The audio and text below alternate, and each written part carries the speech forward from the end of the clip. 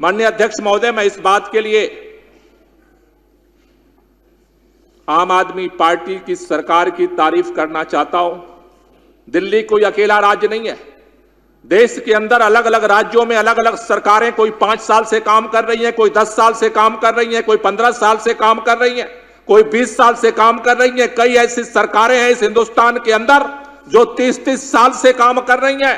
लेकिन उन सरकारों का जो स्वास्थ्य का मॉडल है और उसका जो इंडेक्स है, उस इंडेक्स में आज की भी तारीख में दिल्ली का इंडेक्स सबसे 1 नंबर पर आता है। ये उस सीएजी की रिपोर्ट के पहले पार्ट में भी लिखा हुआ है। अध्यक्ष महोदय, जो दूसरे हिस्से की बात हुई, कई माननीय सदस्यों ने उठाया है, कई जिम्मेदार साथियों ने उठाया है।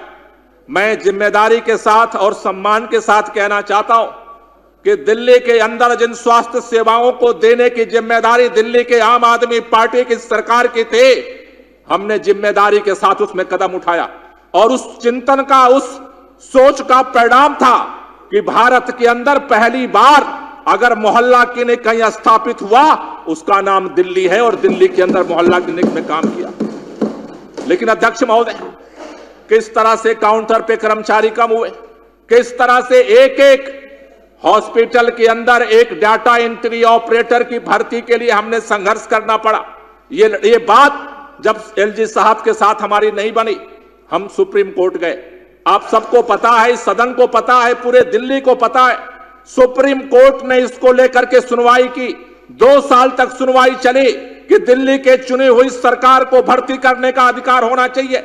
सर्वोच्च न्यायालय ने संविधान पीठ के 5 सदस्यों का गठन किया और संविधान पीठ ने यह फैसला किया कि दिल्ली के अंदर लैंड एंड बिल्डिंग, लैंड को छोड़ करके, पब्लिक ऑर्डर को छोड़ करके और पुलिस को छोड़ करके दिल्ली के चुनी हुई सरकार को निर्णय लेने का अधिकार होना चाहिए। दिल्ली के उस सुप्रीम कोर्ट के, सर्वोच्च न्यायालय के संविधान पीठ के फैसले के बावजूद भारतीय जनता पार्टी की केंद्र सरकार ने दिल्ली के साथ सौतेला व्यवहार किया। ऑर्डिनेंस ला करके सुप्रीम कोर्ट के फैसले को पलट दिया गया। भारत के इतिहास में ऐसा कभी नहीं हुआ कि संविधान पीठ फैसला करे और सरकार उसको ऑर्डिनेंस ला करके खत्म कर दे।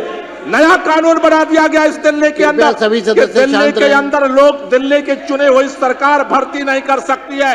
अध्यक्ष महोदय, मैं आपसे माध्यम से कहना चाहता हूं, दिल्ली के अंदर आज जो इस सीएजी रिपोर्ट में कर्मचारियों के, वहां पर अधिकारियों की जो डेफिशिएंसी है, इसके लिए सीधे भारतीय जनता पार्टी की केंद्र सरकार का वो कानून जिम्मेदार है। मैं पूछना चाहता हूं कि आखिर चुने हुई सरकार से यह अधिकार क्यों छीना गया?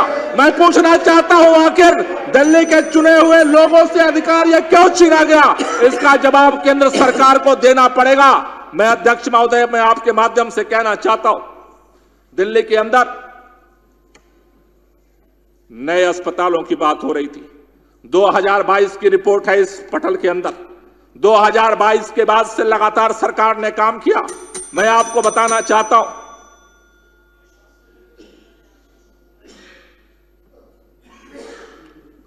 पूरा करिए ना। आपने घंटी बजाई थी। हाँ, घंटी से दिया कि समय हो रहा है, तो उसको समाप्त कीजिए। बंद कर दिया, जैसे आप ठीक समझो। बंद कर दिया सर, बताइए।